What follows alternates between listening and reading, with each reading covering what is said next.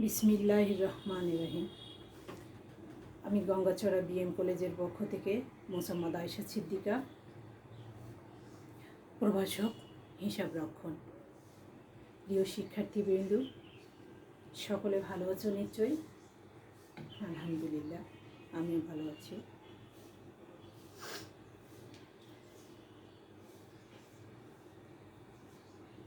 বিষয় হিসাব বিজ্ঞান, নীতি ও প্রয়োগ 1। তৃতীয় অধ্যায় লিপিবদ্ধকরণ প্রক্রিয়া। এর ইংলিশ গত ক্লাসে বলে দিয়েছিলাম, রেকর্ডিং প্রসেস। গত ক্লাসে আমরা আলোচনা করেছিলাম হিসাব ও হিসাবের শ্রেণীবিভাগ। আজকে আমরা আলোচনা করব হিসাব চক্র কি। হিসাব চক্র কি?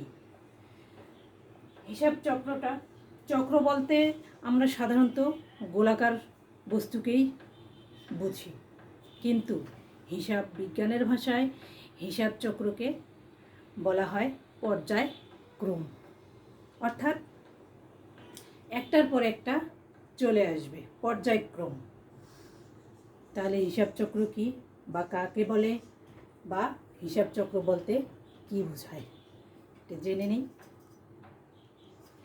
একটি লেনদেনকে হিসাবভুক্ত করার জন্য প্রথমে হিসাবসমূহকে জাবেদায় লিপিবদ্ধ করা হয়। তারপর এদের শ্রেণীবিভাগ করে খতিয়ানে স্থানান্তর করা হয়। খতিয়ান বই হতে প্রত্যেক হিসেবের উদ্ধৃত নিয়ে হিসাবের গাণিতিক শুদ্ধতা যাচাই করার জন্য রেওয়ামিল তৈরি করা হয় এবং এই রেওয়ামিলের প্রয়োজনীয় সমন্বয় সাধন করে আর্থিক বিবৃতি প্রস্তুত করা হয়। পরিশেষে এই আর্থিক বিবৃতির বিশদ ব্যাখ্যা ও বিশ্লেষণ করা হয়।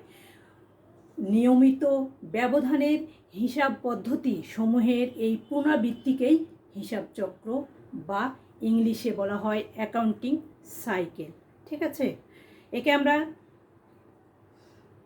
সংক্ষেপে বলতে পারি যে হিসাব নিকাশ কার্যাবলী ঘূর্ণায়মান পথ পরিক্রমাকে বা হিসেবের ঘূর্ণায়মান পথকে সম্মিলিতভাবে হিসাব চক্র বলা হয়। ঠিক আছে, তাহলে আমরা হিসাব চক্র কি বুঝলাম?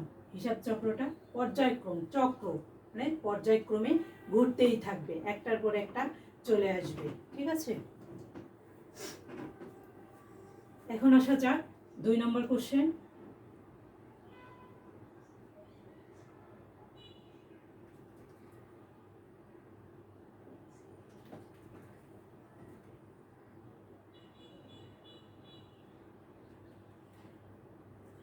হিসাব চক্রের ধাপগুলো আলোচনা করি। হিসাব চক্রের ধাপগুলো আলোচনা করি। হিসাব চক্রের মোট 8টি ধাপ আছে। প্রথম ধাপ হচ্ছে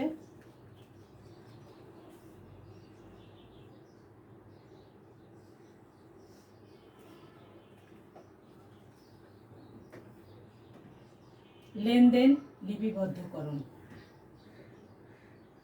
লেনদেন লিপিবদ্ধকরণ।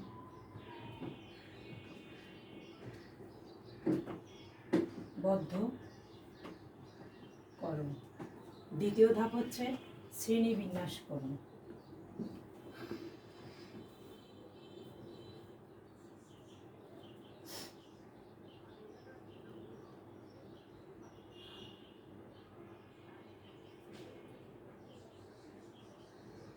তৃতীয় ধাপ হচ্ছে সংক্ষিপ্তকরণ।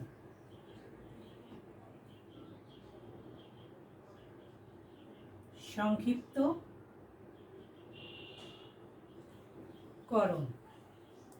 চতুর্থ ধাপ হচ্ছে ভুল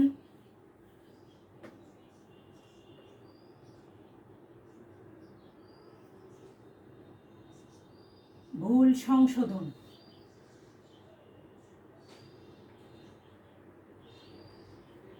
করণ ও সমন্বয় সাধন।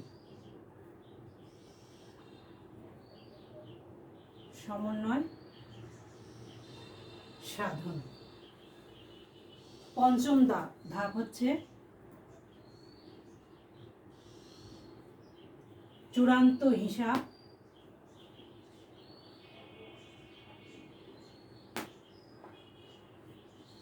প্রস্তুতকরণ।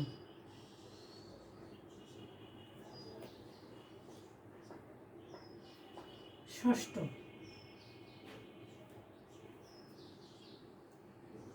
হিসাব বিশ্লেষণ। সপ্তম হচ্ছে সিদ্ধান্ত গ্রহণ।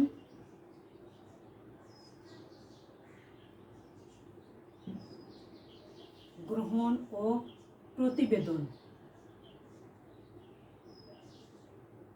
প্রতিবেদন তৈরি ও প্রণয়ন।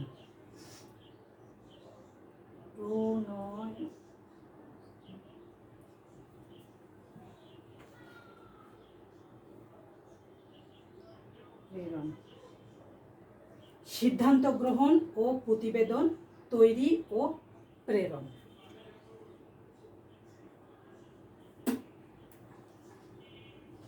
8 নম্বর হচ্ছে উদ্ধৃত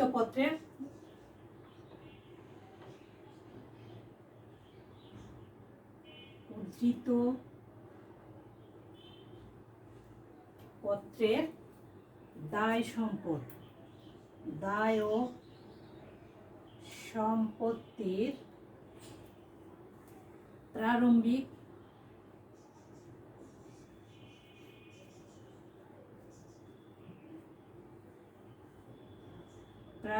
দাখিলা।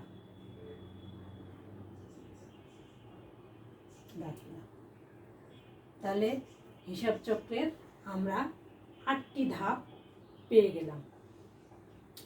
একটু সংক্ষিপ্ত আলোচনা করি। প্রথম ধাপ হচ্ছে লেনদেনের লিপিবদ্ধকরণ। হিসাব চক্রের প্রথম ধাপ হচ্ছে লেনদেন লিপিবদ্ধকরণ। হিসাব চক্রের এই প্রথম ধাপকে ব্যবসায়িক যে লেনদেন সমূহ আছে হিসাবের খাতায় লিপিবদ্ধ করা হয়।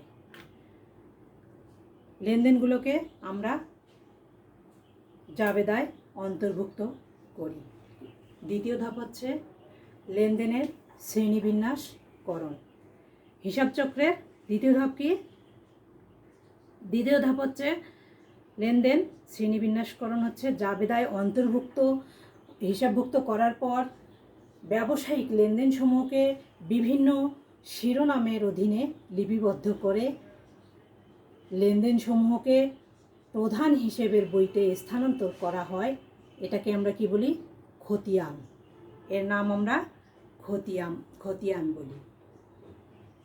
তৃতীয় ধাপ হচ্ছে লেনদেন সংক্ষিপ্তকরণ।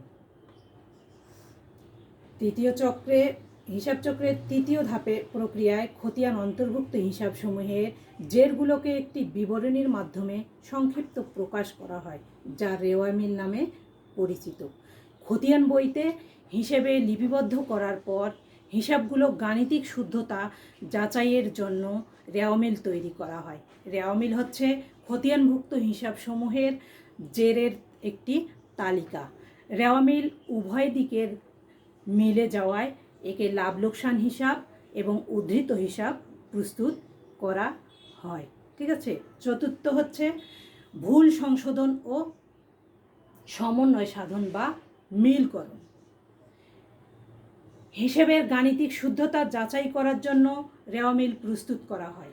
রেওয়ামিল প্রস্তুতের পর যদি ভুল ধরা পড়ে তা সংশোধন করতে হয়। এর যদি কোনো লেনদেন খতিয়ানে অন্তর্ভুক্ত না হয় সেক্ষেত্রে উক্ত লেনদেনকে হিসাবভুক্ত করার জন্য ভুল সংশোধনী ও সমন্বয় জাবেদা তৈরি করতে হয়। ভুল সংশোধনী সমন্বয় জাবেদা তৈরি করার পর জাবেদায় প্রণয়ন হিসাব করাকেই হিসাব চক্রের চতুর্থ ধাপে পরিণত করা হয়। পঞ্চম ধাপ হচ্ছে কি? চূড়ান্ত হিসাব প্রস্তুতকরণ। ভুল ত্রুটি সংশোধন সমন্বয় সাধনের পর ক্রয় বিক্রয়, লাভ লোকসান হিসাব এবং উদ্ধৃতপত্র প্রস্তুতের মাধ্যমে ব্যবসায়ের সঠিক ফলাফল ও আর্থিক অবস্থা নিরূপণ করা যায়। ঠিক আছে। আমরা আসলাম কি পঞ্চম ধাপ, তারপর ষষ্ঠ ধাপ হিসাব বিশ্লেষণ। ব্যবসায়ে ফলাফল ও আর্থিক অবস্থা জানার জন্য হিসাবরক্ষক বিভিন্নভাবে আর্থিক বিবরণী বিশ্লেষণ করে উপস্থাপন করেন। ঠিক আছে। আরেকটা সপ্তম হচ্ছে সিদ্ধান্ত গ্রহণ এবং প্রতিবেদন তৈরি ও প্রেরণ। সিদ্ধান্ত গ্রহণ করবে, প্রতিবেদন তৈরি করা হবে, তারপর এটাকে প্রেরণ করা হবে, দেয়া হবে। বিভিন্ন অনুপাত বিশ্লেষণের মাধ্যমে প্রতিটি খাতওয়ারি প্রতিবেদন তৈরি করা হয়, যা আগামী বছরের কারবার পরিচালনার ক্ষেত্রে ব্যবস্থাপককে সাহায্য করে থাকে। ঠিক আছে। শেষ অষ্টম ধাপ হচ্ছে উদ্ধৃত পত্রের দায় এবং সম্পদের প্রারম্ভিক দাখিলা। নির্দিষ্ট হিসাবকাল শেষে উদ্ধৃত পত্রের সম্পত্তি ও দায়গুলো একটি প্রারম্ভিক দাখিলার মাধ্যমে জাবেদাভুক্ত করে নতুন হিসাবকালের বইতে স্থানান্তর করা হয়। ঠিক আছে। তাহলে আমরা সংক্ষিপ্ত বিবরণ পেয়ে গেলাম। তোমাদের বোঝার জন্য আমি একটা ছক তৈরি করেছি, যে হিসাব চক্র পর্যায়ক্রম। যেমন প্রথমে হচ্ছে লেনদেন লিপিবদ্ধকরণ। লেনদেন লিপিবদ্ধ করে আমরা জাবেদায় অন্তর্ভুক্ত করি। তারপর লেনদেন লিপিবদ্ধ হওয়ার পর আমরা এগুলোকে শিরোনামে লিপিবদ্ধ করে, অর্থাৎ শ্রেণীবিন্যাস করে খতিয়ান প্রস্তুত করি। খতিয়ান থেকে আমরা নির্ভুলতা যাচাইয়ের জন্য রেওয়ামিল প্রস্তুত করি। এটা হচ্ছে সংক্ষিপ্তকরণ। তারপর আসি কার্যপত্র সংশোধনী রেওয়ামিল। ভুল সংশোধন করার পরে আমরা এটাকে কার্যপত্র সংশোধন রেওয়ামিলে তৈরি করি।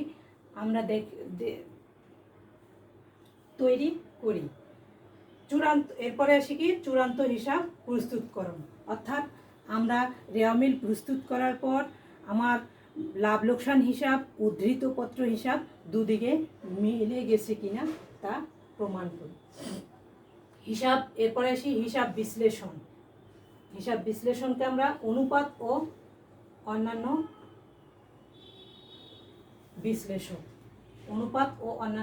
বিশ্লেষণ। ঠিক আছে। এটাকে আমরা বিশ্লেষণ করি, যে আর্থিক অবস্থার ফলাফল নির্ণয় করে নিই। তারপরে আসি কি সিদ্ধান্ত গ্রহণ ও প্রতিবেদন তৈরি ও প্রেরণ করা। আমরা এখন সিদ্ধান্ত গ্রহণ করব, ব্যবসা প্রতিষ্ঠান চালাবো কি চালাবো না, এরকম একটা সিদ্ধান্ত গ্রহণ করতে পারি। সপ্তম পর্যায়ে এসে অষ্টম পর্যায়ে হচ্ছে উদ্ধৃত পত্রের দায় এবং সম্পদ যেগুলো থাকবে, এগুলো হচ্ছে প্রারম্ভিক দাখিলা, নতুন হিসাবে স্থানান্তর করা হবে। বছর শেষে সম্পদ এবং দায়ের উদ্ধৃতিগুলো পরবর্তী বছরে আমরা প্রারম্ভিক হিসাবে নতুন হিসাবে স্থানান্তর করব। প্রিয় শিক্ষার্থীবৃন্দরা, আজ এ পর্যন্তই। ভালো থাকো, সুস্থ থাকো। নেক্সট আবার দেখা হবে ইনশাল্লাহ। আল্লাহ হাফিজ।